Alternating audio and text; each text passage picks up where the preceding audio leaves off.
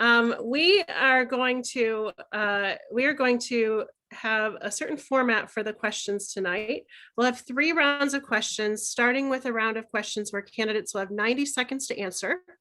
Then that will be followed by a lightning round with yes or no questions and a series of questions where candidates will have 1 minute to answer. The questions will be posted in the chat if you need to reference them for those who are in the meeting, as well as for the candidates yourselves. You'll be able to see those in the chat. We do not have a timer on the screen tonight. It's not working, but Jeremiah will be keeping time, and he will give a 10-second warning when we're close to the end. And if you go over too long, Jane will be muting your microphone. So try to keep it concise while still being able to get the answer in. So we are going to start with our long answer questions. And just as a reminder that you'll have 90 seconds to answer these questions. And our first question will be on land use and transportation. And we will go in the order of Brandy, Scott, Will, Laurie, Evan, and then Gabe. First question is, transit service is more efficient when people live closer to transit stations. How can the county approach land use and planning in a way that supports transit? Brandy? Great. Thank you so much, Kristy, for this question. It's a central one. And I think the number one way that the county can support ensuring that land use and transit really work effectively together is by making sure that we have a diversity of folks who can live and work and build their businesses near transit stations. This requires that not only do we build affordable housing and commercial space near transit stations, but that we pay very careful and intentional attention to affordability, to ensuring that we don't simply let the way that the current land market operates and real estate market operates drive the pricing of residential units and commercial units near transit, but that we use very specific strategies to control the value of land and therefore the value of different kinds of units that can be built on that land. And this in particular should be something that the county prioritizes whenever it is allowing uses of public land, uses of public subsidy, or making tax breaks available to developers. We need to look at deep affordability, using the guideline of affordability as 30% of people's income, making that available for a range of incomes, and making sure that we have developments that really look at building affordability in the 50 to 80%. Thank you, Brandy. Let's move on to Scott. Scott? So not only do we have to build housing near transit, I think we also need to make transit accessible to housing. So what do I mean by that? So we have metro stations, we have bus stops. We can't allow, we have to create pathways so people can get to these places, to the transit centers, but also from further out. So we need to build sidewalks further into neighborhoods. We need to build bike paths closer to all these routes. We need to constantly look at where our bus routes are and are going to adjust to sort of these housing variations. I feel like this is the gong show, right? Like you hear the gong and you gotta leave.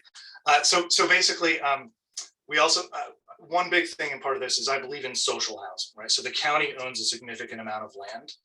I think it is reasonable that the county allows builders and developers to build on this land, to have a mix of market rate, things that are within a percentage of the median income, and low to moderate income housing. And I think that is how we get a lot of affordability near our transit centers. Thank you so much, Scott. Will? Sure. Hey, everybody. How you doing? And my camera's not working on my computer, but you can hopefully see the picture of me a few years ago. Affordability is key. Transit-oriented development, number one, we should all state that that is the goal. There are some people who don't think that's the goal, but that is a goal. We need more housing for more people. It's good for the environment. It's good for people's accessibility to employment. It's good for a whole lot of reasons. The flip side of this that has kind of been brought up is that it's expensive to live near transit, and it's a public investment. You know, when we introduced Bill 5220 to stabilize rents in transit corridors, we did so because we wanted to encourage all people to be able to live there, but also recognize that's the highest rent. So we have to require more affordability from developers. We have to implement rent stabilization countywide, and we have to build on public land appropriately, and then support businesses in transit corridors as well. So we need to do all of that, and I think if we do that, we can continue to build upon the TOD that we have a good share of here in the county. Great. Thank you so much, Will. Let's move on to Laurie-Anne. Thank you, Kristy. So first and foremost, I think I know housing is a human right, and ensuring that the least among us, whether they're renters or, want to live close or want to be able to access transit more efficiently, we need to ensure that those developments can happen. We need to ensure that they are also accessible to people of all abilities as well. We're at a bicycle forum, so we need to make sure that, in addition to providing housing at 30 and 60 area median income levels below market rate, that we're also making it accessible for all abilities. We're making it affordable, and we are fast tracking those projects that are going to provide more supply, contribute more of a supply to our current deficit of 30,000 units of affordable housing that the county's in need of. So working with developers and working with our state and federal investors to, bring those infrastructure dollars here to support those projects, to ensure that we're building and also ensuring efficiency of our transportation systems. Thank you so much, Laurie-Anne. Evan? Good evening, Kristy and everybody. Thank you all for hosting this forum. The simple reality is that we need housing and transit to go hand in hand, not just to make Montgomery County better, but to make our planet more sustainable. We have no other option than to do that. And so we're trying to figure out how to do that even more robustly here in Montgomery County. And in order for people to want to take transit, it's got to work. We have to make sure that we have a robust transit system. I moved to Montgomery County more than 20 years ago because I was living in a group house in Bethesda that was within walking distance to the Naval Hospital metro station. And then when that community got a little too expensive for me, I moved to then growing downtown Silver Spring because it was within walking distance of the Red Line. And I know the world has changed in those 20 years since, a number of times, not only 9/11 changing the Naval Hospital, but the pandemic changing all of public transit right now. But we need to continue building upon those efforts to make sure that people are able to afford to live near transit and make sure the transit is good, a better alternative than driving, so that once they live in those communities, they will actually want to take transit to get to work and to get wherever else they need to be. Great. Thank you so much, Evan. Gabe. Thanks, Kristy. Thank you to all the organizers of tonight's event. It's amazing to share the stage with some remarkably talented people who I enjoy, whose friendship means a lot to me. So land use is obviously critical in helping to ensure that we establish a robust transportation network that's truly connected. And we have two huge opportunities before us right now as we deliberate and discuss Thrive 2050, but also the Silver Spring Master Plan, which we are talking about right now. The county's responsibility is to ensure that we establish policies that create the environment and the density and the proper planning in place to ensure that people of all abilities and of all income levels can live in a cohesive community that supports each other, that helps advance the common good. And so, but we also have to make sure that these master plans are connected and that they're not just one-offs. Because as the county continues to grow in every way imaginable, the way that we are connected as a community is never been more important than right now. So I agree with so much of what has been said by my colleagues here about the need for interconnectivity, the need for options, and the need for housing of all types as close to transit as we can possibly get it. Thank you so much, Gabe. The next question, and we'll go in the same order we did for this question, is on bus rapid transit. Since 2013, Montgomery County has envisioned a bus rapid transit network. Since then, only one BRT line has been constructed, and that line is without dedicated lanes. Is BRT still the right vision for the county? And if so, how can the county executive move the BRT plan forward? Brandy. Okay. Yes, BRT is absolutely essential in terms of building out our transportation network for Montgomery County. We have to realize light rail is not going to be able to reach into every community. And so we need to have incredibly effective bus networks that will reach deep into our communities and make sure that people can connect to light rail or commuter rail or the other parts of our system. One of the great things about BRT is that it can offer an opportunity for traveling by bus to be more efficient along our major corridors. I live not that far from Veers Mill, which is one of the places where the BRT, one of the BRT lines is planned. And it would be absolutely wonderful to have that service that can get me quickly back and forth from down here in Wheaton up to Rockville. But that does not work without dedicated lanes.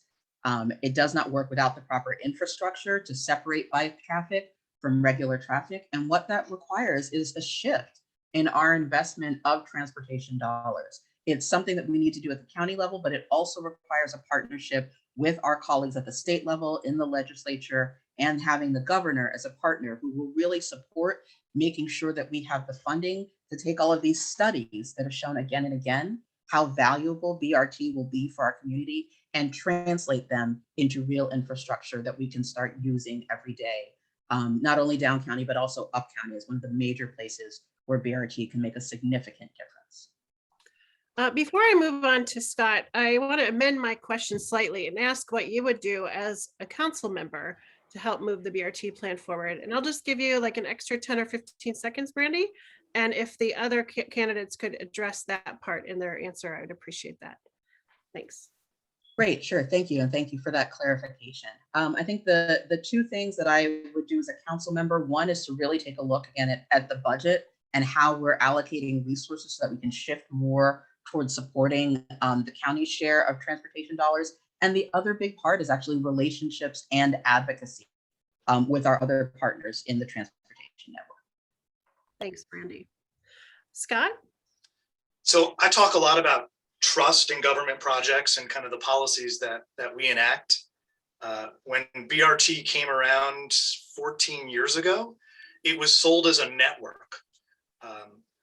And that there would be dedicated lanes and that it would get the small percentage of people out of their cars that would reduce traffic, right? We don't need to get everyone out of their car. We just need to get a couple people out of their cars.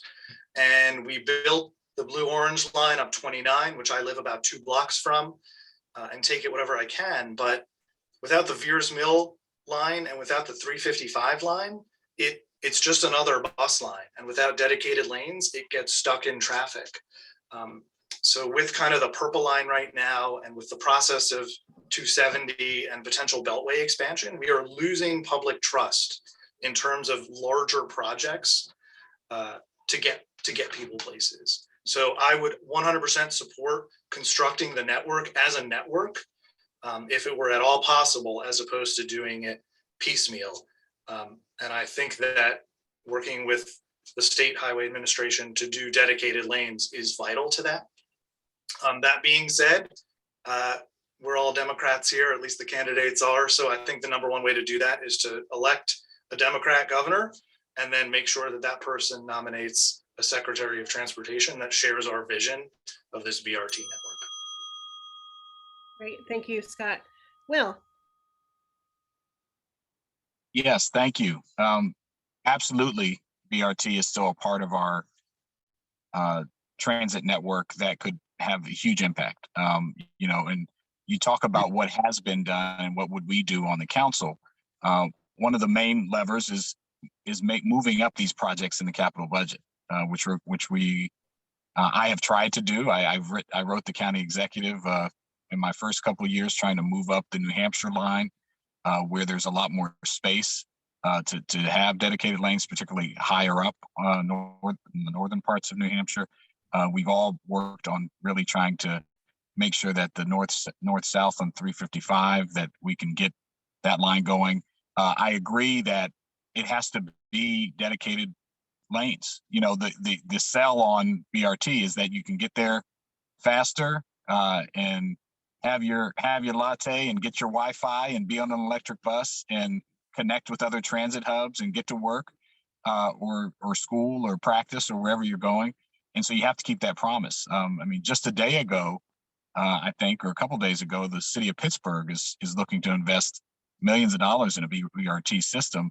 So it's the concept is right. We just have to make the investments prioritize, and we do have to work with the state, because having a state partner is a key part of this. It's one of the things that has slowed down the 29 design study and all that. So we have to do that. Great. Thank you so much, Will. Laurie-Anne? Yeah, so living in the Up County area in the city of Gaithersburg, where the terminal stop on the red line is at Shady Grove, which is right in between Rockville and Gaithersburg. Bus rapid transit is particularly important to Up County residents along the 355 corridor. So that includes businesses, homeowners, anyone who wants to invest.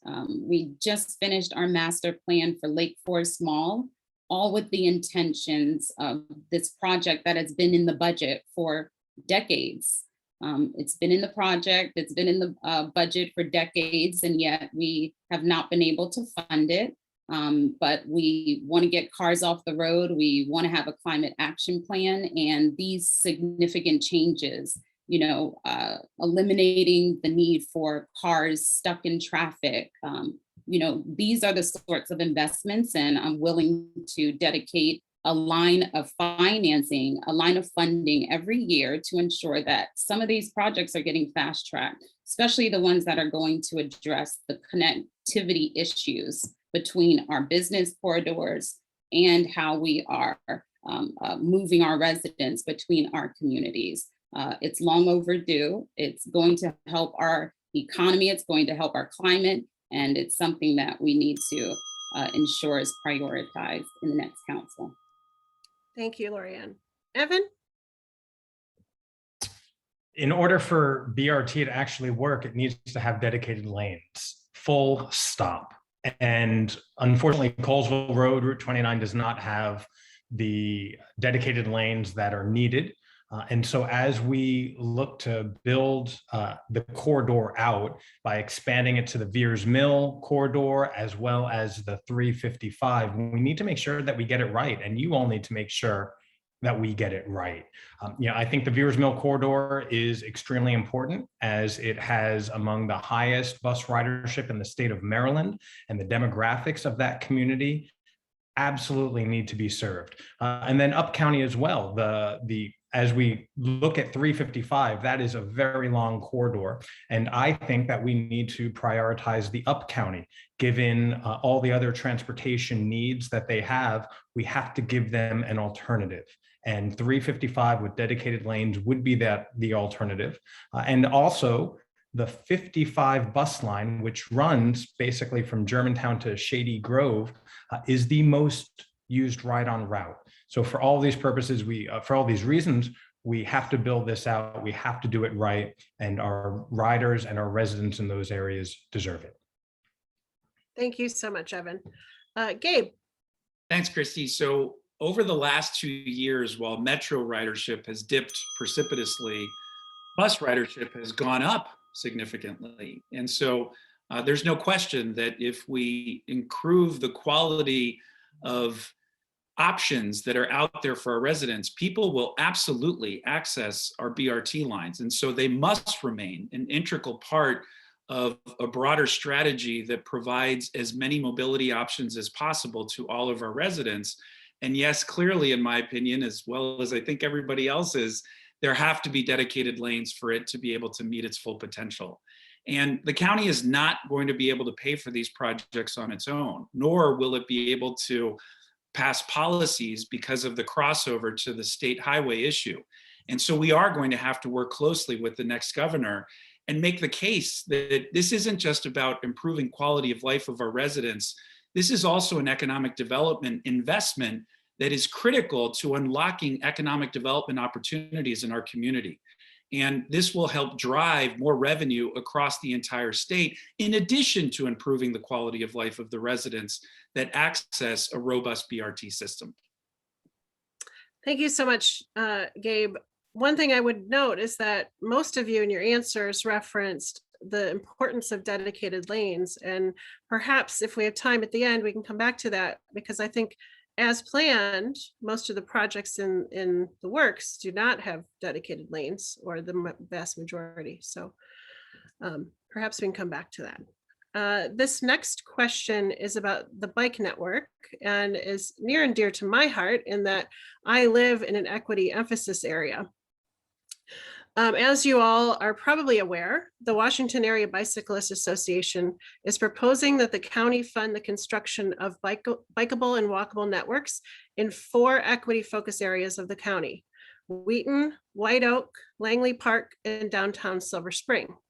Do you support this $110 million proposal, which will also help to achieve the county's climate and Vision Zero goals over 6 years? And what else do you think the county council can do in the next term to make walking and biking safer, to help increase biking and walking and transit mode shares? So we will start with Brandy again on this question. We're going to go in the same order as we went for the last 2. Great. So I think that this is really a brilliant proposal, and I appreciate that WABA has put this forth and really put forth the analysis of these equity emphasis areas as places where we need to invest much more heavily in cycling infrastructure. Because what we know is that a lot of times, even as people are seeking to promote cycling, those investments, like many other public investments, tend to trend toward our communities that are economically advantaged, which also aligns with our communities that tend to be much more heavily white. And so it tends to replicate the persistent injustices and inequities that communities of color and low and moderate communities face. So I think there's a lot of great work that's done in that study and that I do want to support. Additionally, I want to make sure that as we are looking at these kind of investments in communities, that it's not simply something where we are doing studies about communities, but where we are actually directly engaging in conversation with residents about the kind of infrastructure they need, about the specifics of what they're looking for in terms of cycling or pedestrian infrastructure, and about where those things need to be targeted. And I think that bike pathways have to be aligned with good pedestrian pathways. Good sidewalks is #1 priority for me in this county. Also, things like making sure that we have bus shelters and other infrastructure that support transit riders, so that you have a whole network of infrastructure that's supporting people who are traveling outside of their cars and the different ways that they need to connect across modes. Great, thanks. So just to pull out one question, yes or no, do you support the $110 million proposal? Oh, yes, sorry if that wasn't clear. Just want to make sure that we get that part of the question answered. Great, Scott. So I want to take even one step back and just say I support the whole concept of allocating money and resources to communities and areas that have historically been underserved. Now we can talk about biking. So yes, I support $110 million for the 4 equity areas of expanding the biking network over the next 6 years. Obviously, people who are biking, getting out of the cars will help environmentally, should help with Vision Zero. How can we make stuff safer? So at the forum for Vision Zero that Councilmember Glass sponsored, the optics were absolutely perfect. The podium and these signs were right in front of a decision path, which is a way of saying there was no sidewalk there, but it is where people walk. And if you're on social media, a lot of times our infrastructure is dictated by people seeing an opportunity or something not happening, like a sidewalk in a place where it needs it, a bike path in a place where it needs it, the county's loneliest bus stop, and people tweeting and tagging their state elected officials to bring this to their attention. If I could do one thing to improve that process, it would be that there is some sort of central way of reporting things that need to be maintained or good ideas, whether it's a state or county or both. So we're not doing like everything completely a la carte. Thank you. Will. Thank you, Kristy. And I want to commend WABA and you all for proposing the expansion in such a way consistent with equity, because that's really important. And I do support the proposal, obviously with the caveat that I always like to try to make things better and maybe amend it and change it slightly, but the concept and the money, absolutely. And I think one of the things that it'll help us do is break down some of the misnomers about protected bike lanes. One, when you have a protected bike lane, you get more cyclists because they're actually safe, right? As opposed to just painting something on the ground and saying, hey, have fun, put your life in your hands on a major highway or a major road. The other thing is it gives cars more ability, if they are on the road, to park, to open their door and be a little safer. It helps pedestrians. There's a lot of benefits to it. And I think there's some of that myth busting that needs to happen. But absolutely, I think in the equity emphasis areas is a good place to start. And I would be very supportive of the proposal. And I think, as you've seen, there are a lot of people that bike already, particularly in those areas. And I think this would have an impact. It'll also slow people down and be part of our complete streets and Vision Zero efforts to keep people safe who are using other modes of transportation. So it's absolutely a good idea, and I look forward to working on it as we move forward. Thank you so much. Laurie-Anne. Right. So, of course, equity. I'm very proud of the racial equity legislation I helped spearhead in the city of Gaithersburg, modeled after the county and the city of Tacoma Park's own efforts to ensure equity during the analysis of legislation.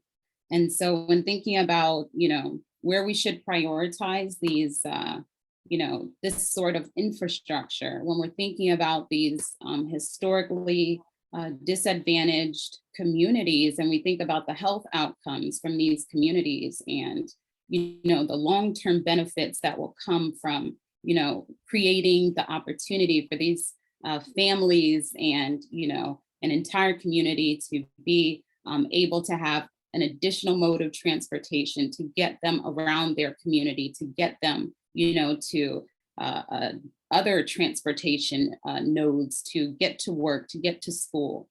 These are the sorts of interdisciplinary coalitions that you want to have. You want to have the Department of Health and Human Services, Department of Transportation, Department of the Environment at the table, proposing these sorts of solutions. And it comes with starting the funding and then building from there. So if we have these transportation networks, we're going to have programming in these communities, and we're going to be able to have events centered around safety, bikeability, and how it all ties into ensuring a cleaner, safer community for all of us. Thank you so much. Evan? So if the question is whether I support the $110 million investment to make our infrastructure for bicyclists and pedestrians, the answer is unequivocally yes. And the reason is not a good one, quite frankly. Back in 2021, last year, there were 480 injuries on our roadways here in Montgomery County and 10 fatalities. And we are almost 2 months into this new year, 2022, and there have already been 73 injuries of bicyclists and pedestrians and 3 fatalities. That is why we need to make this investment, and we need to do it in the communities where much of these incidents are taking place. And the individuals, just looking at the names, if any of you ever do so, they are mostly communities of color, immigrant communities who are being injured on our roadways. So we absolutely have to do this through the lens of social equity and racial justice. And then also, I'll add, we need to get the State Highway Administration on board, because when future projects come up for their consideration, we need them to approve them, not test run them, find out they're good for the community, and then disband them like they did on University Boulevard. Great, thank you. And just a quick follow-up on that, Evan, just 10 seconds. What do you think the county council can do to get state highways engaged? Well, aside from adding money for these projects, we will continue working with our state legislators and lending our voice when possible. Thanks. Gabe. Thanks. So I got pretty excited when Peter presented this plan to me in my office a couple of years ago, and you really have to see it to fully appreciate how incredibly innovative it is. And the interconnectivity and the thoughtful approach, it's starting with these equity areas, is like 3 home runs, 4, because it's 4 equity areas. And if you overlay some of the traffic collisions and the pedestrian safety deaths that have happened, they overlay almost exactly to the equity areas that have been emphasized within this plan. And so this does promote health and wellness. And as chair of the Health and Human Services Committee, I can confirm that we need a heck of a lot more of that right now across our entire community. And I really like what Brandy said earlier about sidewalks. Amen. Because, you know, I've pushed 4 strollers in my life with 4 of our kids. And having that level of accessibility is so important for so many different reasons. Getting people out, walking, biking, interacting with each other on a social level, in addition to helping address climate issues, Vision Zero, and making communities more walkable and connected is a win all the way around. So yes, I support this incredible investment and think that it's obviously something that we're going to have to phase in. But clearly it's something that needs to be a priority. Thank you so much. The next question that I have is on policing and traffic enforcement. And you all know that this has been a hot topic over the last several years. And as recently as this legislative session, our state delegation has proposed some enabling legislation that would allow some of this traffic enforcement to move from MCPD to the Department of Transportation. So the question is, do you support removing police from all or some traffic enforcement? And how will you balance the need for traffic enforcement and equity while in office? So we'll start again with Brandy. Yes, I absolutely support removing police from as much traffic enforcement as we can, because this is a huge equity issue. Living here in the Wheaton area, I have seen traffic stops where the police have mobilized 4, 6, 8, 10 vehicles in response to a traffic stop with a single vehicle containing 1 or 2 individuals. It is the kind of over response that is destined to have something go wrong. And we already know that communities of color, communities with predominantly residents of color like the Wheaton area are over targeted. And that these kind of pretextual stops are used as a way to continue targeting communities of color. I think there are ways that we can standardize traffic enforcement so that it is fair, so that you change the dynamics of interactions with police. Because again, over and over again, this is an equity issue for people in our communities and results in disparate traffic enforcement. So it also means that where there are folks who need to have traffic enforcement, who happen to be white, that they also aren't receiving the feedback from the system that they need. So I think that this is critical to really shift the relationship between police and our communities and ensure that the way that we deal with traffic enforcement, the way that we deal with making sure that folks are abiding by the rules of our streets is actually done in a way that is fair and just and supportive to every member of our community, and that doesn't harass certain people. Thank you, Brandy. Scott? I just want to say this is a great political Peloton, having a great time, very enjoyable.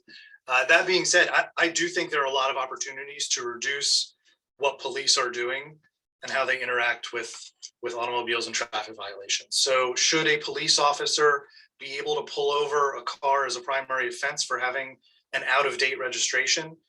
No, I don't think that makes sense. Should we be leveraging technology for speeding and other offenses? Yeah, we definitely should. Are we going to get police traffic enforcement down to zero? Probably not. You're always going to have a couple bad actors, drunk drivers, people far exceeding the speed limit. I mean, imagine a waiter leaving a restaurant at 1 o'clock in the morning, it's pitch black out, and they're riding a bike home, and there's a car that is driving with one headlight out or zero headlights out. I mean, how is that biker going to be able to see this car? We need some sort of enforcement mechanism. That being said, on the prosecutorial side, we can push very hard to make these minor offenses either citations or warnings, and just really reduce the amount of people that we're getting into the criminal justice system. And then that'll, I mean, it's a win-win, right? So it makes it safer for police officers. Traffic stops are incredibly dangerous. And then it makes it safer for our populace, because we're not getting people in trouble and creating criminals out of very minor or non-existent offenses. Thank you, Scott. Will. Thank you for asking this question, and I'm glad this is being recorded so we can come back to it. Absolutely, there should be less police interaction with traffic. I requested OLO do the study that gave us a baseline of information about how disparate our traffic enforcement is. If you're an African-American man like myself, you're 3 times more likely to be pulled over and issued a ticket by our police than a white resident. In parts of our county, and like in the western part in Bethesda, you are 6+ times more likely to be pulled over as a Black resident. If you look at things that we have been required to do under law, our police have not been doing them, as far as saying why someone, giving someone a card and about who they are and why they are pulled over. If you look at the things that people are pulled over and who's issued the higher number of tickets, we've done research on this in my office and with others. It is very disparate. And some of the offenses are even more disparate if you look at the registration offenses. So I'm working on legislation, I think some of you know, to address some of these issues and to limit the amount of offenses that police can pull over for to the most dangerous things that are connected to Division 0, like DUI and reckless driving, and not registration and licensure issues that can often be escalated and that often lead to deep inequities. So absolutely. Thank you, Will. Laurie-Anne. Thank you for this question. So back in 2015, I worked with Delegate Janelle Wilkins as her legislative director. She introduced legislation about the air freshener that was in your rearview mirror, and how that could contribute to an officer pulling you over.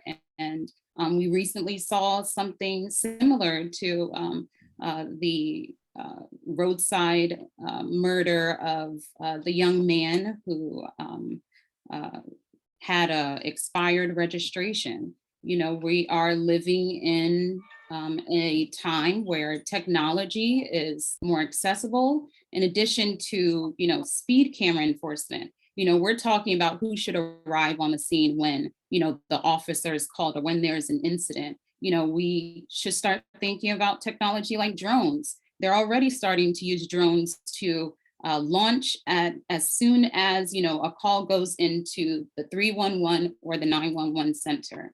So we can have our officers assess. We can have eyes on the ground before an officer even arrives on the scene to ensure that the appropriate people are deployed to, the scene of a crime, or if an incident is underway. We need to be more informed when we are responding to traffic incidents. Thank you so much, Laurie-Anne. Evan. So I think as we continue to think about how we re-envision public safety, this absolutely has to be part of that conversation. And as was mentioned, the council received an OLO report And within that, there was a lot of best practices and cutting edge best practices and some research locally about what the changes in traffic enforcement responsibilities would mean here in Montgomery County. And the reality is what we all know and what everyone is saying this evening, that it would promote fairness and reduce bias. It would improve community safety. It would improve organizational efficiency from an internal perspective. It would improve safety across all modes of transportation. And then tying everything back together, it would also enable the county to meet its Vision Zero goals. And so for those reasons, and clearly because of who we know is targeted, whether it is outward bias or some other types of systems that are systemic in our society, we know that we need to do better. And I think this absolutely needs to be part of that conversation. And I know that we're having that right now with the council, as has been mentioned, and working with our state partners to allow Montgomery County to do these as well. Thank you so much. Gabe? Thanks. I appreciate everybody's responses. And I do really want to thank Councilmember Jawando for commissioning that Office of Legislative Oversight report, which did help spawn a very productive conversation on the council about how we move forward. And red light cameras and speed cameras work. I know people, some don't like them, but they work. And they do significantly contribute to lowering traffic collisions and pedestrian collisions where they are located. So we have to work with state highways, and we have to work with our Department of Transportation to help build a robust ecosystem and infrastructure, taking advantage of technology that's out there now.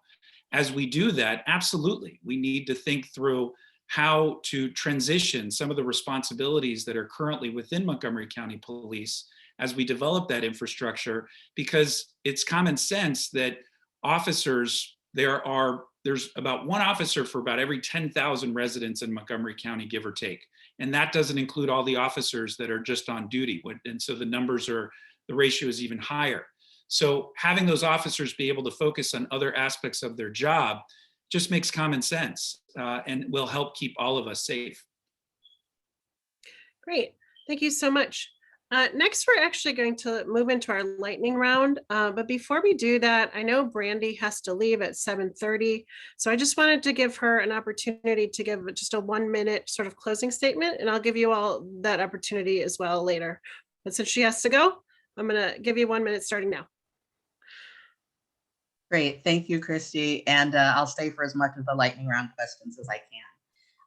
As a renter and a transit rider and frequent pedestrian using our transportation network, these questions about pedestrian safety, about making sure that our transit network is working to get us around the community, about making sure that we have the infrastructure that will keep us all safe, is part of me making sure that in my daily life, I can get around the county safely.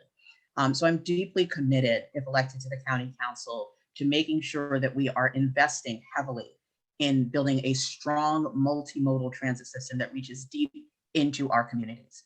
And I want to make sure that we are doing that with the full participation of the communities that have most been impacted by transit injustice and inequity across Montgomery County. So we are building those solutions in partnership and rooted in community. Great. Thank you so much. So let me just go over the rules for the lightning round. I have 5 lightning round questions, and I'd like you to all answer them yes or no at the same time. So what I would like you to do, if you want to answer yes, raise your hand, either your real hand or your virtual hand. And to answer no, your thumbs up or thumbs down, raise your hand or put your hand down. Will, I know you have some challenges because you don't have a camera, but if you could just use your virtual hand to answer yes, that would be great. Okay, I will then recap the answers and then we'll move on to the next one. First question is on free fares. Ride-on fares have been free since March 2020, nearly 2 years. Do you support making ride-on permanently free for all riders? Okay, that is a unanimous yes. Every candidate has answered yes to that question. Thank you. Bus lanes. Dedicated bus-only lanes improve travel reliability for riders by making sure buses don't get stuck in traffic. The Flash BRT on Colesville Road does not have dedicated lanes.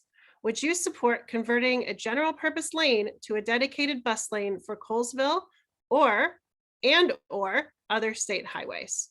Yes or no? Okay, we have a unanimous yes. So we can expect to see more dedicated bus lanes in the future. Thank you. Streeteries. The county has set up outdoor dining areas in Bethesda and Wheaton on a pilot basis where streets have been closed and tables have been set up in the streets. Should the county make these streeteries a permanent feature, which would encourage restaurants to make significant investments in these areas? Yes or no? Okay, we have another unanimous yes, no wavering here. I like these candidates, great. And should the county encourage setting up these streeteries in other areas of the county? Yes or no? Okay, we have a few yeses. Scott, were you a yes or no on that one? Yes, okay. Anyone have just call out an area where you think would be a good idea? We could have them in Burtonsville. Great. We have them in Gaithersburg, Montgomery Village. Great, Lots of areas. thank you. Next question, in the future, should restaurants have to pay for that space? Yes or no? Okay. Okay, we've got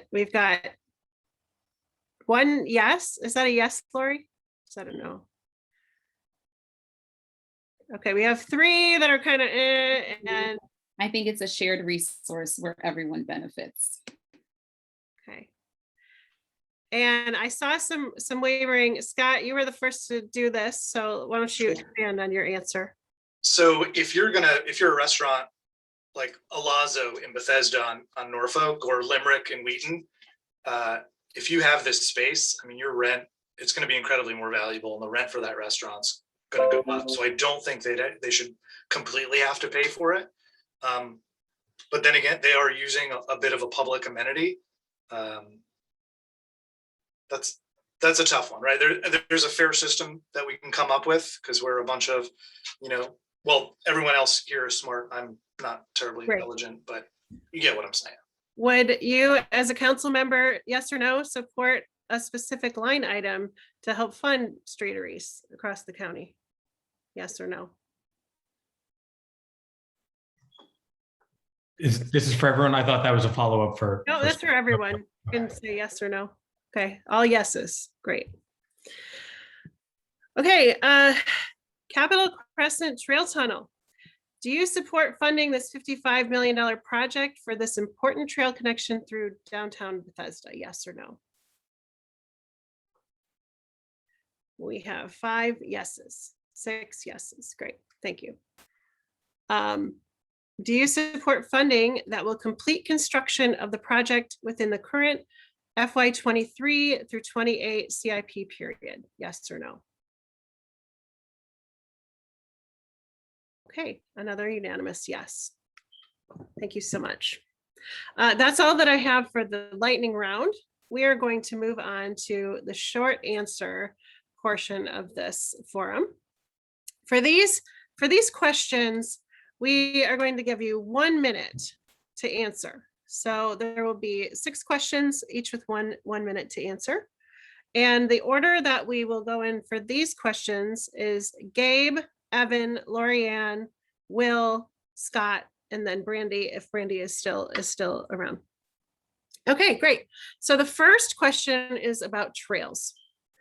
And projects like the Purple Line Trail, which has multiple stakeholders, the Metropolitan Branch Trail, an MCDOT project, the Capitol Crescent Trail under Wisconsin Avenue, and the North Branch Trail, which are both Parks Department projects, are taking years to just for the planning, let alone the construction.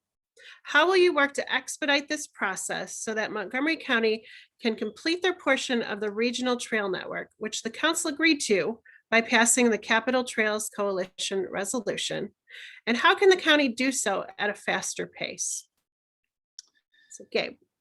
Thanks, Kristy. So the big winner during the public testimony for the capital budget this year was the Parks Department, and specifically trails, because we heard impassioned folks from the community who talked about how it improved their health and wellness and how it improved their mental health, which is so critical right now. Those connections to the natural environment have never been more important than right now. And so step one is putting back the funds that were not recommended by the county executive in his CIP and moving up those projects as a priority. And so we need to make sure that they are a priority, which is something that the council can control and something I'm committed to as we look through the CIP this year. And then also look at creative public-private partnerships in which we can help work with organizations and businesses to help through their foundations invest in these projects as well. Great, thank you so much. Since we still have Brandy here, I'm going to go a little out of order and give her the next opportunity, and then we'll go back in order. Thank you so much. I appreciate that, Kristy, and thank you for the grace to my fellow colleagues on the call. I think that it's critical to make sure that we are looking at the construction process in a way that will use the most effective and efficient methods and the methods that we have the most control over to move construction forward. One of the things that we're seeing with the purple line is that we have an over-reliance on public-private partnerships as a way to do a lot of our transportation construction. That's actually resulting in significant cost overruns for our public dollar and not allowing us to have the level of control that we need over the pacing and the quality of these projects. I just want to remind us that our governments at every level have been doing massive capital projects for years. This is something that we actually know how to do, that we've been doing in ways large and small since Roosevelt's New Deal. And I think these are tremendous opportunities for us as we look at things like a Green New Deal for Montgomery County to be investing in infrastructure, living wage jobs, and making sure that we are completing some of these key projects for our communities. Thank you all for the opportunity to be with you. It's been a pleasure. Good night to my colleagues. Good night, Kristy, and thank you. Take care, everyone. Thanks. Evan? So I think there are two things here. One is the current CIP budget that Council President Albornoz just spoke about. And I'm looking through those of you who are listening in, who have joined this Zoom, and I want to thank many of you for your testimony. We have heard you, as has been noted. And so as we work through this capital improvement projects budget, we know that trails are deeply important. You know, there are already close to 40 trails here in Montgomery County. The second part is the purple line. And when it comes to the CCT and the tunnel and all of the secondary issues related to that, we got to get this purple line built.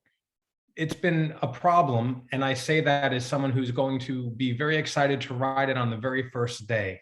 But I think that the current governor, I think the mismanagement of it from the Department of Transportation at the state level and others has got us to where we are. We need to fix it so that we can complete the trail, build the tunnel, and let's get moving again.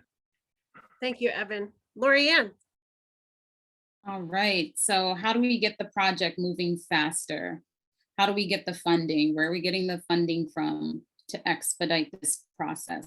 Having advocated at the federal level for transportation, alternative program funding, congestion mitigation, and air quality program funding, these are dollars that we can access at the state level and at the federal level. Working with our legislators, ensuring that we are present when, not just when the State Highway Administration visits us here for their annual roadshow, but that we are present during the entire legislative session in Annapolis to ensure that our priorities are front and center. We cannot advocate for dollars at home. We need to ensure that our voices are heard, our projects are on the priority list moving forward. Thank you so much. Councilmember Jawando? Thank you, Kristy. This is as good a time as any to bring this up. All the things that you guys have asked for cost money. We don't have enough of it. We have to raise revenue. We have to be honest about that. That's going to include a lot of different sources: infrastructure bill, more money from the state, better governor, absolutely. But it's also going to include increased taxes or fees in the county. We can't do all this if we don't do that, and we need to do it in a more equitable way. I've pushed for more flexibility to change our local income tax, which is a flat tax. You know, if you make 40 million a year, you pay 3.2%. If you make 40,000, you pay 3.2%. If we raised it to 3.5 for just millionaires, we'd get 40 million extra dollars a year at the county level. We need to have government do these projects because you saw the disaster of the P3 with the purple line. And we're going to have to raise more revenue to do it. And that's something you all need to advocate for too, because we don't get it done without that. Thank you. Scott? So obviously money's an issue, but I feel the pain of the questioner. And this is kind of a pervasive Montgomery County thing, right? It takes a long time seemingly for anything here to get done. The purple line is a great example, whether you agree with it or not. And I think it's a great thing. Whoever's elected tonight, it is a race between the end of that term and the purple line opening, right? It's 4 years potentially into 2026. You know, we budget a lot of stuff. We plan a lot, and seemingly we endlessly plan. But at some point, I think we need to visit Montgomery County, our corporate culture of how our government operates, to take things from money allocated, plan, to actually happening at a much faster pace. Great, thank you so much. The next question is around WMATA, and specifically development near WMATA stations. What should the county do to promote more development around current Metro rail stations in the county?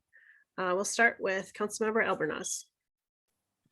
Thanks. Well, I supported the bill co-led by my colleagues, Councilmember Friedson and Raymer, to provide a pretty substantial tax credit to help engage and accelerate projects directly over Metro lines, because it is more expensive, as I've learned, to build on top of those Metro lines. And so we do need to look at creative solutions and levers that the council has to pull to make it enticing for developers to be able to put these projects forward, but we have to do so responsibly and ensure that that hopefully that spawns other opportunities and other development projects, but that they be equitable and that they be accessible to not just those that can afford higher rents, but all of our residents, so that we do have this broad ecosystem of people from all different socioeconomic backgrounds that's critical to the success of any community.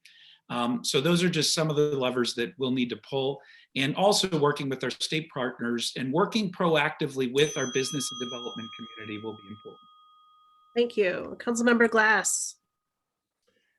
I also supported the bill to incentivize apartments being built by the Metro or on top of the Metro, essentially.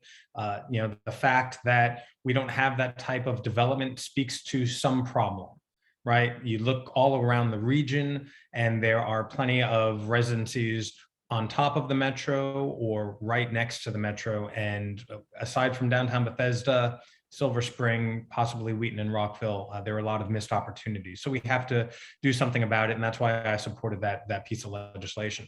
And also, well, this conversation should not just be limited to the Metro and the Red Line. We also need to have this focus on the Purple Line as well, as that when it does get built, we need to make sure that the residents who are in that area get to enjoy that transit system and are ensured that they can stay in that community, but clearly there will be housing around there as well.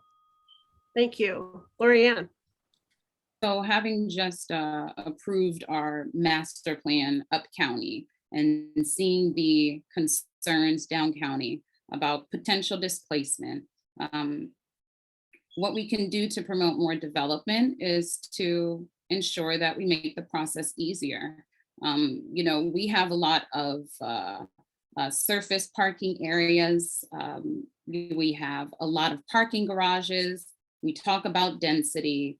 we need to be better partners in ensuring that projects that are going to be transit oriented, mixed use, that are going to provide, an increase to the diversity of housing types that these projects can provide, that we work in partnership with the developers who are willing to invest in that vision for our future. Having had many planning and zoning projects before us in Gaithersburg, we had a unique opportunity to prioritize these developments. Thank you. Will. Thank you. Gosh, need longer for this.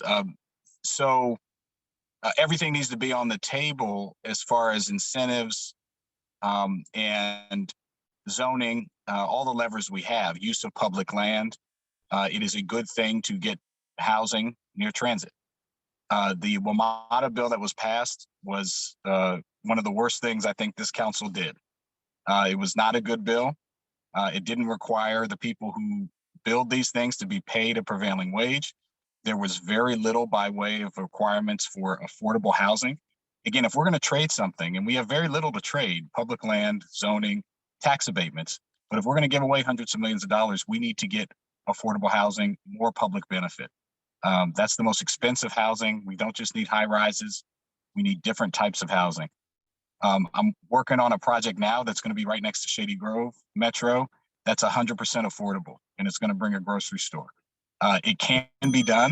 We can't limit our thinking, and we have to be very careful about what we trade. Thanks, Will. Since two of the candidates mentioned that they supported that bill, I would like to give them each just 10 seconds to, kind of respond to the comment that you made about the bill, if you'd like to. Regarding the WMATA bill? Yeah. So as I said in my comments, the reason I supported the WMATA bill is because we do not have that type of development across our metro systems. And you have to ask yourself why. If they're being done in DC, they're being done in Virginia, but they are not having that type of transit-oriented development right on top of or immediately next to the metro station. What are we doing wrong here in Montgomery County? That's why I supported that bill. Great. Gabe, did you want to say anything? Yeah, I certainly understand where Will's coming from, but I also think that we can't pretend like we can't use these. The county can't build these on its own. We are going to have to work with our development community and meet them part of the way, and figuring out where that sweet spot is to both enhance housing options and opportunities, particularly next to transit, and what the county provides as an incentive is obviously up for debate and discussion, and I respect that. But in this instance, I think it's critical for us to be able to put our foot on the gas, because we're not collecting revenue on projects that haven't happened for decades. So we have to get this going. And I know there are other creative solutions that are out there, but it's not, it needs to be all of the above. Thank you. Scott. In one of the Hunger Games movies, there's a line, "The rules are written by man and they can be unwritten by man." So we're in the process of finding a new general manager for WMATA. We have a very small sliver of opportunity to use the very small leverage that we have appointing board members to try and get someone who is willing to change some of the rules and regulations and be more of a willing partner to develop housing on, right near metro property. And I think we should use this very, very brief window of an opportunity to do that. Great, thank you, Scott. The next question is a little bit different topic. We're going to talk a little bit about Vision Zero. I'd like each of you to name one top transformative policy or infrastructure change that you would pursue during your first year in office to push Montgomery County towards achieving Vision Zero. And it should be an answer other than do a better job of working with the state. So I would like to start with Gabe, please. Kristy, I want to begin by thanking you for your advocacy on this issue, and holding all of us accountable and making it the priority that it has to be now and forever. The 10 deaths that we recognized recently, and I want to thank Council Vice President Glass for his leadership on this as well, are totally preventable and absolutely tragic. And there is no one silver bullet that's going to address this issue. It is going to take all of us working cohesively together. But I think there are some low-hanging fruit opportunities that we need to take advantage of.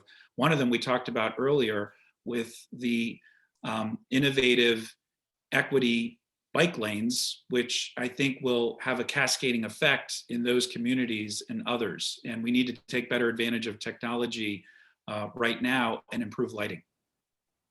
Great. Thank you. Evan. I appreciate the question and everybody here's dedication to making our roads safer for every single person in Montgomery County. And that is why when I first got elected nearly 4 years ago, and I took a look at the Vision Zero plan, I realized there was one glaring problem, and it was that they had not hired a Vision Zero coordinator. And it is very hard to move forward a 42-point plan to make our roads safer by the year 2030 without having the quarterback. And I had spoken to the county executive and called him out on it. And then Wade Holland was hired. And so I'm glad that in my first few months of being in office, I was able to move forward the plan by getting a Vision Zero coordinator. And there is a lot in that plan that still needs to be fulfilled. Better lighting is absolutely one of the easiest things that we can do. And I would work towards that as well. Great, thank you. Laurie-Anne.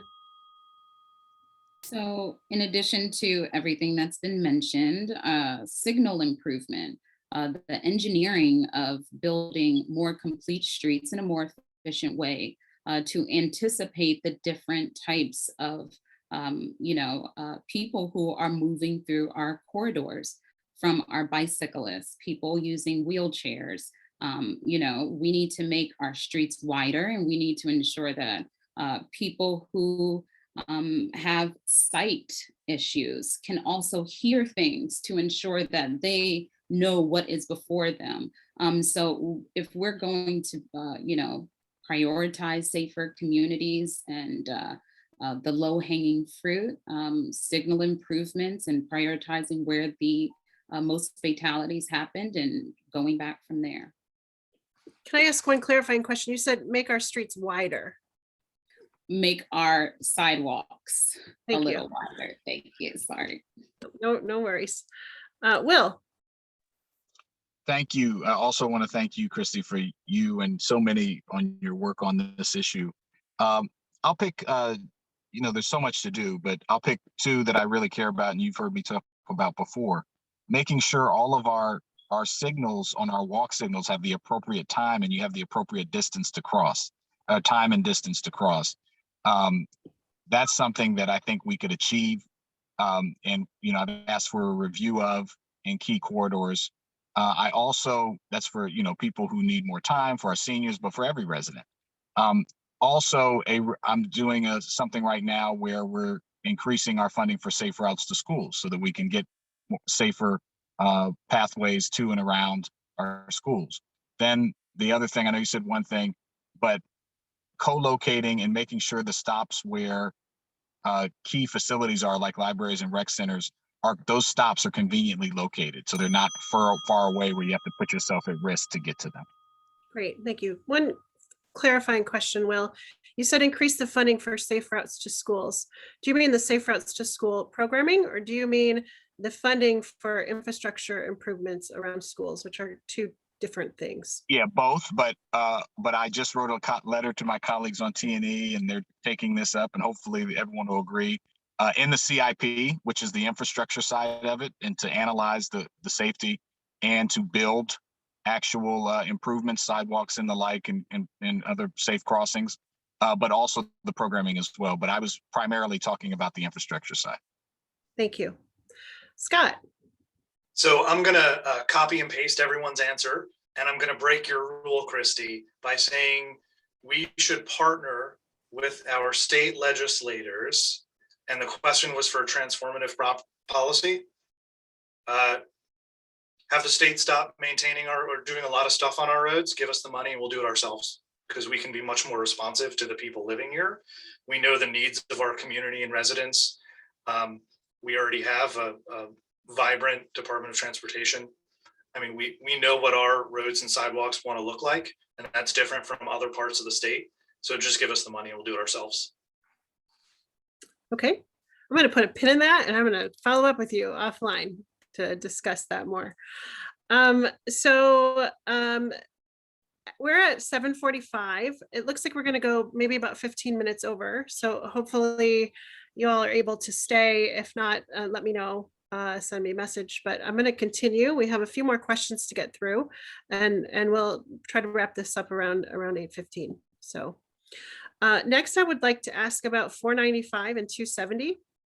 And the question is, do you support or oppose the proposal to widen parts of I-495 and I-270 to add 4 express toll lanes? Why or why not? And how would you show that support or opposition? There's a lot to unpack there, but I'm going to start with Gabe.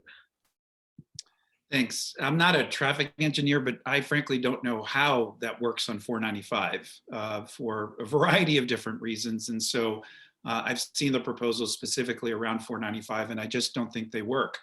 I do think 270 has more options, and there are considerable traffic burdens for people that live in the northern part of the county that are doing more than just impacting quality of life. They're also stifling economic development opportunities. And so I think there is an opportunity for us with the resources from managed toll lanes on 270 for us to be able to fund other critical transit projects that we know that we need and that are going to be difficult for us to be able to fund on our own.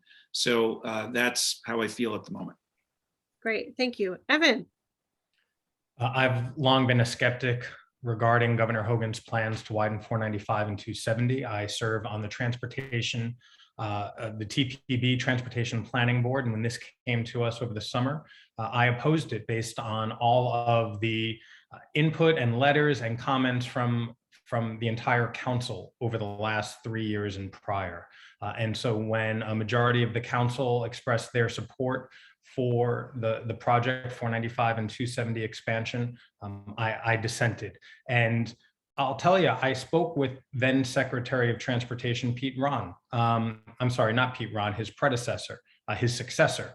And when I was talking with Greg Slater, I asked, what's in it, for the transit component, because that is a huge glaring problem, that you're widening all these roads, but you're not having a transit component. And he told me that there would be funding for it. And I asked for the details. He could not provide the details. And then after the council expressed their support, $60 million for a project materialized.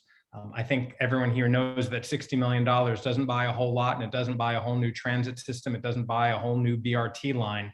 And so I remain skeptical as to where this money is coming from to build anything moving forward. Great, thank you. Laurie-Anne. Thank you. So I was not supportive of this project. There were quite a few unknowns associated with the highway widening. The environmental impacts, the residential impacts, the impact to businesses. So now that the project has been greenlighted for a public-private partnership to,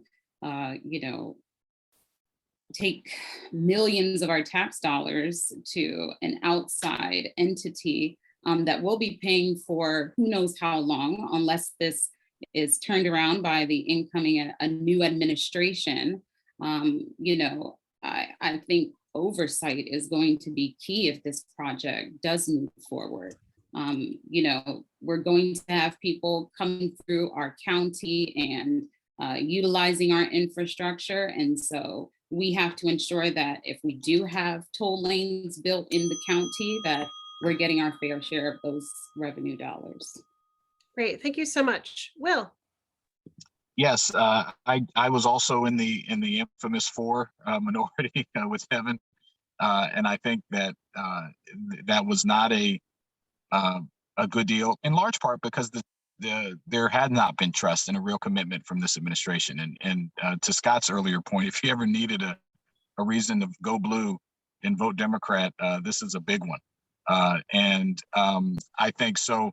I'm not in favor, have not been in favor. We could go talk all night about why and about how they're inequitable, about how building more lanes on a highway is like loosening a belt on a fat person like myself. You're going to fill that space up really soon, and it's going to be a problem in a couple of years. So all those things, it's not the right thing. I do think on 270 in the current right of way, there might be a room for a reversible lane, but that's another topic we could talk about. But this proposal, this Lexus Lane proposal, is not something I'm in favor of. And we do need to focus on the real legitimate transit component. And I'm hoping that we can do that with a new governor. Great, thank you. Scott.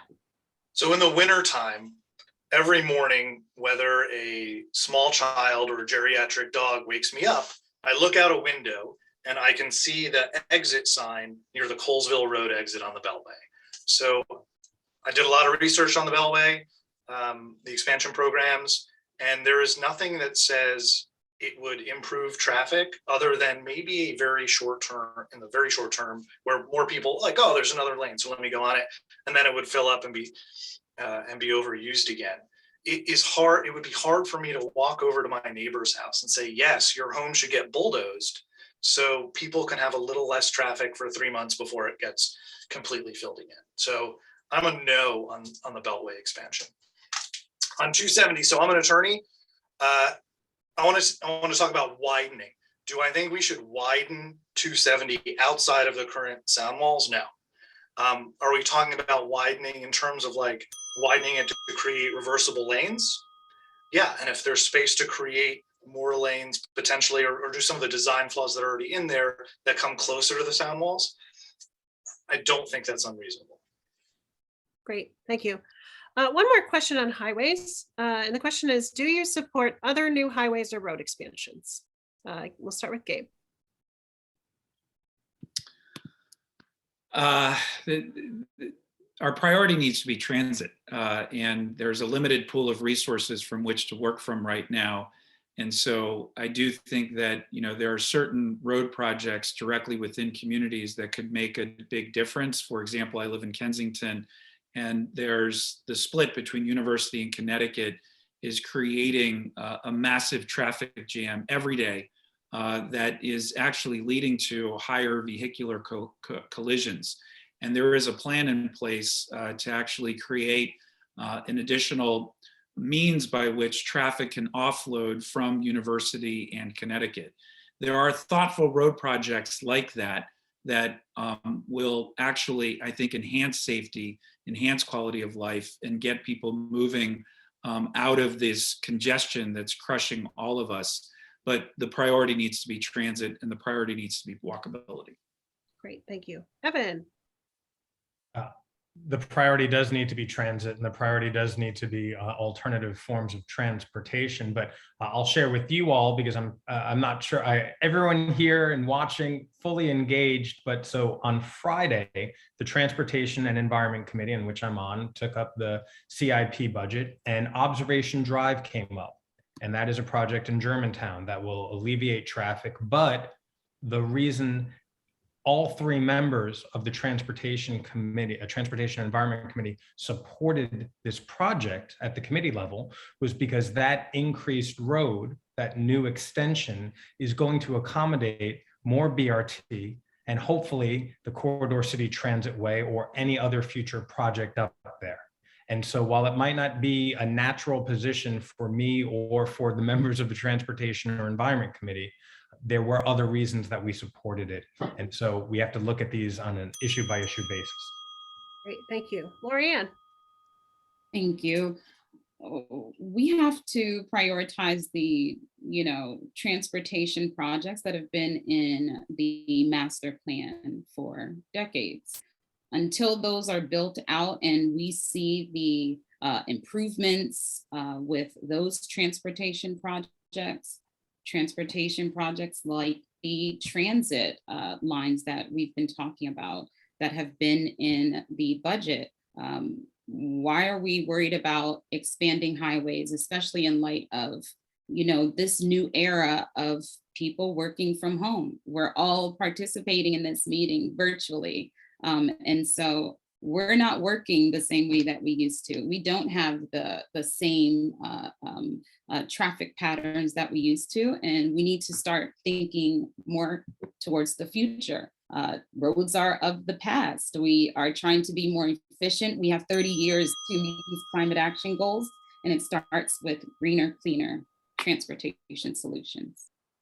Thank you. I'm actually going to go a little out of order here and go to Scott next, and then we'll go to Will. I like a little unpredictability. Highways, no. I don't think there are highways out there that are going to, reduce traffic or do anything. But road expansion. So, for example, since we're all running countywide, there's an active adult community called Leisure World in Silver Spring. There was a development built just on the north side of it. A lot of housing, a lot of new people, and they are really asking to be able to get out and into their community, adding a lane on Norbeck Road. So on like hyper local levels, there are roads that I think are appropriate to construct. And then in terms of road expansions, are we expanding it to build a dedicated BRT lane? Something like that. I mean, if it were just a project that is mainly mass transit focused, sure, expanding a road might be a reasonable solution to reduce car traffic. Great, thank you. And Will has to leave at 8, so I'm going to actually give Will 2 minutes, 1 minute to answer the question, and then 1 minute to give a closing, like I afforded the opportunity to Brandy. I appreciate it, Kristy, and thank you again. So, elected officials, a lot of times the desire is for new ribbon cuttings. We go to a lot of ribbon cuttings and shiny new things. Roads is one place where we don't need to do that. We don't need new highways, and we don't need to do new roads, except in some very limited circumstances. I think Evan and Scott touched on those, and as did Gabe. There might be some places where, for example, extending a service road slightly, or doing something here that could greatly improve safety, and also potentially allow for the expansion of bike lanes, protected lanes, and more complete streets, or transit dedicated lanes. So we'd have to look for that. But I think this infrastructure bill that we got is going to have a huge opportunity, these billions of dollars. And I'm just going to go into 30 seconds of my other time, and then I'll say goodbye, to really transform the way we fix up current roads and streets, and then make protected lanes, walk paths, sidewalks, transit lanes a real priority. And I'm hopeful that with the new governor and with our input on the council, we can help steer some of that money. So no on new highways, but with those limited exceptions on some of those roads. I will say thank you to you all, to WABA and to Kristy and to the team. This has been great to participate in. And I really hope that we can work with you all for the rest of this term, but into next term, to make this a reality. I think we're at a unique moment in history with the infrastructure bill, with new administration coming in, with the expanded council, to really make some significant investments in our capital budget that change the environmental course, the safety course, and the employability and housing kind of capacity issues and affordability in our county if we make some really bold decisions. So I appreciate you all being on the forefront of that, and look forward to working with you as a member of the Planning, Housing, Economic Development Committee, which has a lot of these issues in it, as well with the rest of my colleagues. So thank you very much. Thank you so much, Will. So we have 2 more prepared questions, and then we'll go into a couple of audience questions if we have the time, and then we'll head to our closing. The next question is about buses. And the question is, what would you as an at-large council member do to ensure that Ride On provides better bus service? So we will start with Gabe for this question. Thanks. Well, I'll answer this in 3 parts in my 1 minute here. One, we need interconnectivity. The Ride On buses cannot just be based on getting to and people from work. It also has to make it accessible for people to get to and from their medical appointments, to and from the grocery store, to and from those everyday travel experiences that we need in order to be able to live the way that we need to be able to live, which leads to the second point. We need additional lanes because we have a great system. And I am just tremendously impressed by our bus drivers and the system as a whole that has been established over generations. And it's something that we're going to need to invest more in. And then third, we need more accessibility. We need to make sure that the buses themselves are accessible to people of all abilities. And right now, that's not the case. Great. I would also note accessibility and getting to the bus stop. Just Amen. note that. Evan. Well, Kristy's picking up on what you just said about accessibility to getting to the bus stop. I want to express my appreciation to all of my colleagues on the council for unanimously approving my Shovel Our Sidewalks Act just last week, which recognizes that individuals in our equity emphasis areas are much more likely to take the bus and walk to work than the general population. And so now the county, because of my law, my bill, the county is now going to shovel the sidewalks of 40 different 40 miles of area to help people on their commute simply get to the bus stop. And so I think that is a huge part of getting more people on to ride on. Also, when I introduced the Kids Ride Free program and expanded it, so it's any child under the age of 18 can ride for free any day, anytime. We had a 50%, more than 50% increase in youth ridership in the first 6 months. So when we create opportunities for people to literally get to the bus stop and get on that bus, people will ride. Thank you. Laurie-Anne. I think everyone wants to have multiple options in the community to get around. The issue with our bus service is about efficiency. That's with any transportation infrastructure in our community. If it's not efficient, doesn't matter how fast it is or how convenient, if it's not working, it will not improve ridership. It has to be a mixture of, is it going to be affordable? And how are we evaluating service for it's providing not just getting people to where they need to be, but doing it in a safe manner. Do we have the infrastructure at the bus stations to keep people safe, the shelters? Do we have the equipment that will ensure that, we can see when the bus is coming? We have the app on the phone so we know when it's coming. Increasing funding for programs like the Flash, ensuring that those transportation gaps are prioritized with, this bus infrastructure until we can build out a full network of bus rapid transit and CCT. And so we already have a pilot. We've seen that Flash works. So why can't we get more of it? And why can't we get bus lanes and signal improvements to accommodate its expansion? Great. Thank you so much. Scott. So I'm a right brain dominant, so I have a little knack for imagination. We could legislate that the Department of Transportation leadership and the county executive have to take the bus 1 week out of the year, right? That could be a possibility. But in all seriousness, so if we take an airplane, we know it can travel thousands of miles, and we know to the minute when it's going to arrive at an airport. This is sort of a pervasive thing in Montgomery County. I said it before. We need to do things better. We need to use the technology so people can see when a bus is going to arrive, right? I'm sure we've all heard that the app can be unreliable. We need to make those, we need to constantly change or examine the routes so that they're not just the same 10, 20 years, that they're changing to where populations shift to. Other than that, we need to make it a priority that say we need better bus service, and then we need to put talented people who know how to run bus routes in those positions of leadership. Great, thank you so much. And since Laurie-Anne mentioned the app, I did get a question from a neighbor who wanted me to ask you, each of you, to post a picture of your WMATA Smart Trip account on Twitter. So if you are up for that challenge, feel free to do it. If you're not, that's fine too.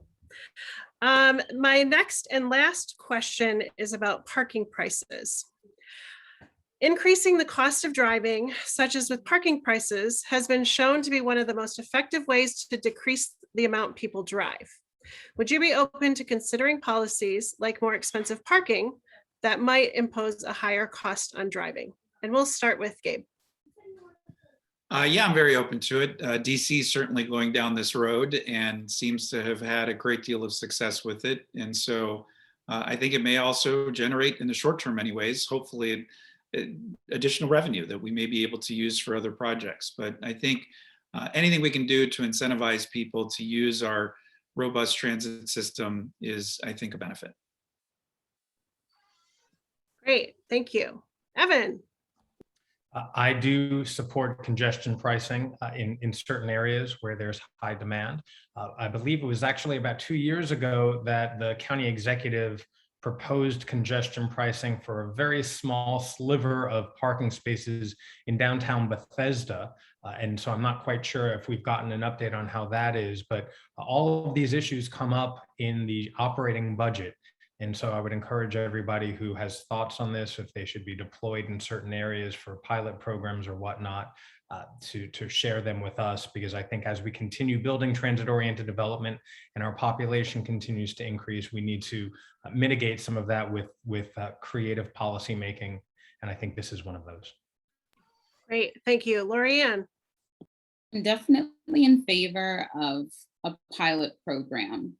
I would like to see the data on who's directly impacted, where these higher fees are being implemented. When I think about some of the MARC stations where you're not charged to park at the MARC station, or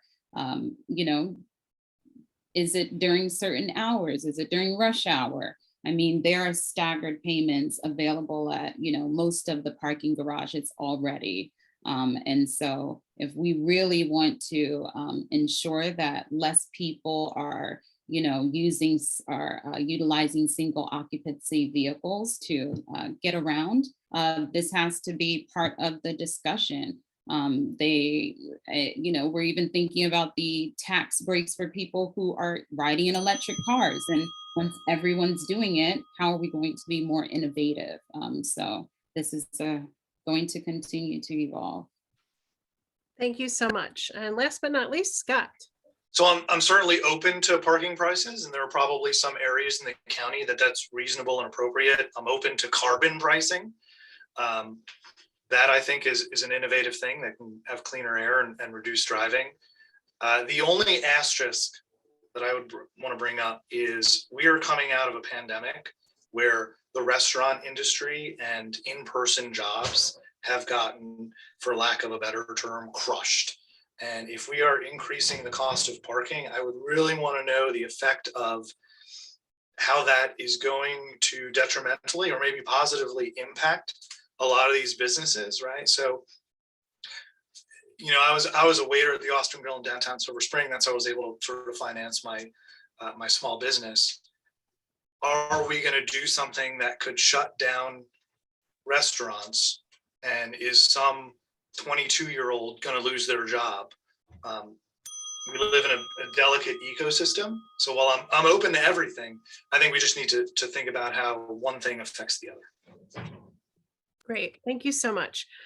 Before we close, I don't think we have time for questions from the audience, unfortunately. But what I would like to make sure that you each have an opportunity to give a quick closing statement, approximately 1 minute. We'll go in the same order as we did for this last round of questions. So we'll start with Gabe. Thanks. So as chair of the county's Health and Human Services Committee and council president this year, I asked our Office of Legislative Oversight to do an analysis of how transportation is related to our overall public health. And what the report found was what confirmed we suspected was true. People with fewer access to transportation opportunities are in poorer health generally. And there are a variety of reasons for it, but one of the main ones is that people are less likely to go to their doctor's appointment if they don't have readily accessible transportation in order to get to and from that appointment. It's common sense, but it underscores why, as we think about transportation, it's not just about getting somebody from point A to point B. This is about our public health. This is about unlocking the opportunities of economic development. This is about improving the quality of life, particularly for our most vulnerable residents. And the interconnectivity of a robust transportation network in a county growing as rapidly as ours has never been more important than right now. Thank you so much. Evan. On the first day of the council back in 2018, I took the bus to get to the council office building. Actually, I took two buses to get to the council office building. And ever since then, I have focused so much of my energy into making sure that our transportation network is running, is efficient, and is as safe as possible. From the 3 annual Vision Zero events that I've held to keep propelling us to get to where we want to be, to where we need to be, to have safe streets for everybody, to serving on the Transportation Planning Board, make sure that Montgomery County is not only getting what we need and deserve, but to make sure that we are connected to the entire region. And to making sure that pedestrians and cyclists also have the support that they need. This is so much of the work that I've been doing over the last 3 years, almost 4 years. And it would be an honor to continue pushing forward, going to where we know we need to be. And I hope I can count on all of your support. Thank you, Laurie-Anne.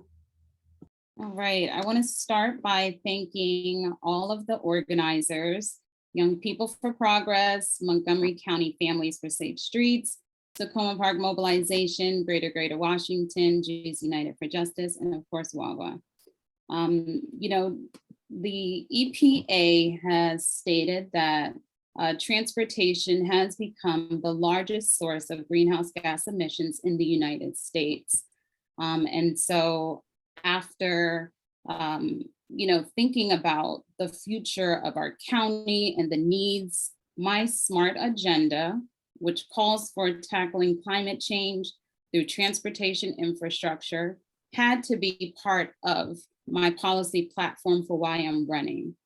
You know, this is a key driver in how we are going to keep our economy and our people moving throughout the county and throughout the region. And I hope to have your support to ensure you have a transportation advocate on the council. Thank you, Scott. So I want to be accurate. So we're all running for public office, and there's so many talented people around here. Everyone on this call, ton of people outside of this call, right? So Scott's not going to be president of the United States. Scott's not going to be governor of Maryland. Scott's not going to Congress. If the voters will have me, I will do this for 4, 8, or 12 years, put in 110%, and work towards the best policy. So the best policy is getting people out of their cars and reducing the time away from their families in transit somewhere. And those are the policies that, as your council member, I am going to push forward and work really hard on, and use creative and innovative thinking and all the stuff that's worked in the past and everything in between. And to learn more, you can go to www.votescott.org. And thank you so much to everyone who joined us this evening. Thank you to all the groups that organized this. It was an incredible evening. I didn't have to put my kids to bed, so very, very grateful for that. And thanks so much. Great, thank you so much. So if there's one thing that I learned tonight, it's that we have an amazing slate of candidates for at-large council slots. I wish you all the very best of luck, and I hope that all the voters who are listening in tonight heard what they needed to hear from you, and will follow up with each of you should they have any additional questions, since we were not able to get to those audience questions. In closing, I do want to remind everyone on the line that the primary election is June 28th. So you should make sure that you all get out to vote on June 28th. And early voting begins on June 16th and runs through June 23rd. So sometime between June 16th and June 28th, I hope you're all going to cast a vote for a few of these wonderful candidates here tonight. I would also like to thank WABA for this opportunity to hear from each and every one of you with a whole host of thoughtful questions and thoughtful answers. So thank you to not only WABA, but also the Coalition for Smarter Growth, who was the co-host of this event tonight. That is all that I have for tonight. I will turn it back over to Jeremiah and Peter in case they have anything else to add. Yeah, I can wrap this up tonight. Let me also again thank the candidates for taking the time out of their busy schedules for joining us tonight. Can we also give a round of applause for Kristy? Can we give a quick round of applause for Kristy and her great moderating tonight? It was spectacular. We really appreciate you and all your advocacy. A lot of fun. Thank you. Let me also again thank our co-sponsors, Young People for Progress, Montgomery County Families for Safe Streets, Tacoma Park Mobilization, Greater Washington, and Jews United for Justice. Also thank Jane from the Coalition for Smarter Growth, who's been an amazing partner in this effort, and also Peter Gray, as you all know, this is his last day on the board for WABA. So I wish Peter a happy retirement, but you will still be seeing him around. And again, good luck everyone on the campaign trail. Definitely look forward to meeting you all in person at some point. And thank you again to all our audience members. We are recording this and we will send it out through the listservs and through our newsletters and on Facebook and all of that jazz. So everyone who didn't get an opportunity to see this will definitely get a recording of it. And so thank everyone and have a good night.